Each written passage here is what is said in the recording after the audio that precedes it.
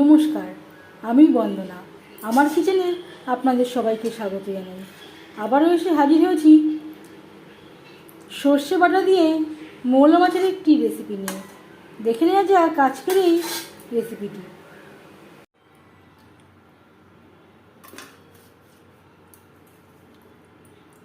আজকের রেসিপি মৌলা মাছের ঝাল।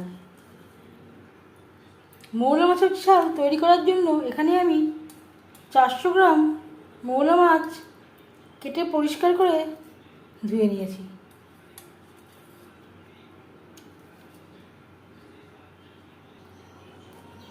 মৌলা মাছের ঝাল তৈরি করার জন্য সবার প্রথমে মাছ ম্যারিনেট করব।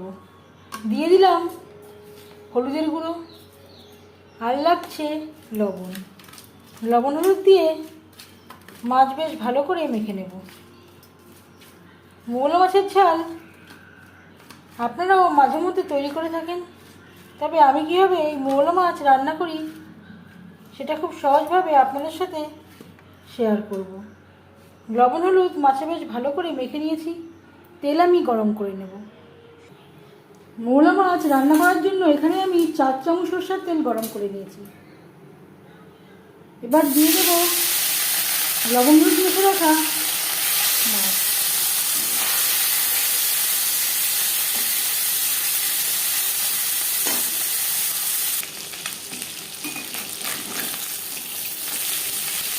একটা সাইড ভালো হলে অপর সাইডটা উল্টে দেবো।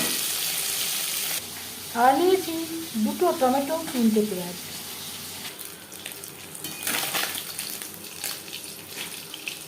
প্রথম ব্যাচের মাছ ভাজা হয়ে যাচ্ছে, একটা পাত্রে উঠিয়ে নেব।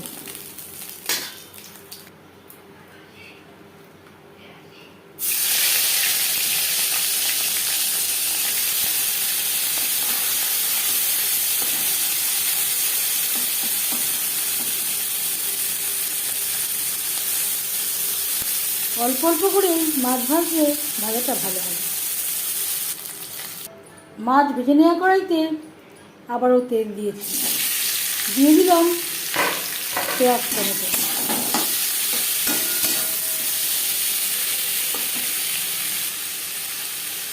আর লাগছে হলুদের গুঁড়ো,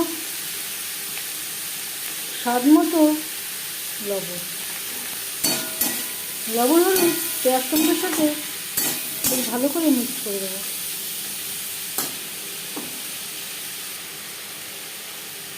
মিডিয়াম ফ্লেমে ঢাকনা চাপা দিয়ে 3-4 মিনিট রান্না করব।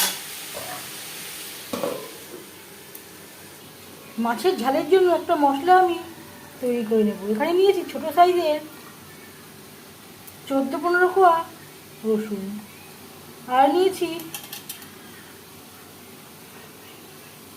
15-16টা কাঁচা পাকা লঙ্কা, 2 চামচ কালো সর্ষে,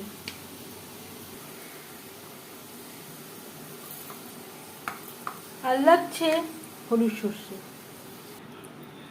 অল্প অল্প করে জল দিয়ে এর একটা পেস্ট তৈরি করে নেব।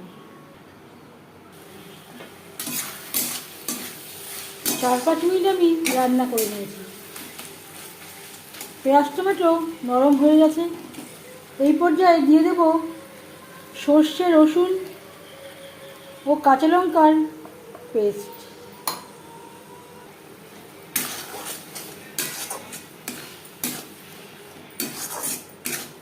পেঁয়াজ টমেটোর সাথে মশলা বেশ ভালো করে মিক্সড করে দেব।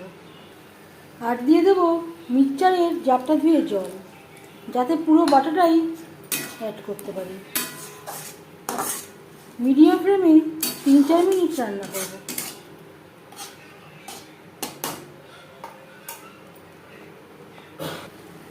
তিন চার মিনিট রান্না করে নেওয়ার পর দিয়ে দেব জল।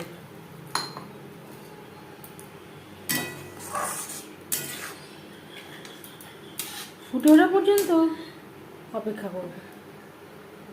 3-4 মিনিট রান্না করে নেওয়ার পর দিয়ে দেব ভেজে রাখা মৌলা মাছ। এই রেসিপিটি আমি মৌলা মাছ দিয়ে ট্রাই করলাম। আপনারা আপনাদের ইচ্ছে অনুযায়ী অন্য যে কোনো মাছ দিয়ে ট্রাই করতে পারেন। গ্রেভির সাথে মাছ বেশ ভালো করে মিক্সড করে দেওয়ার পর 3-4 মিনিট রান্না করব।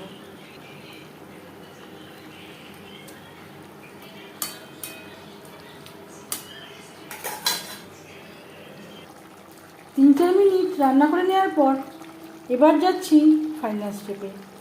সব শেষে দিয়ে দেবো ধনেপাতা কুচি।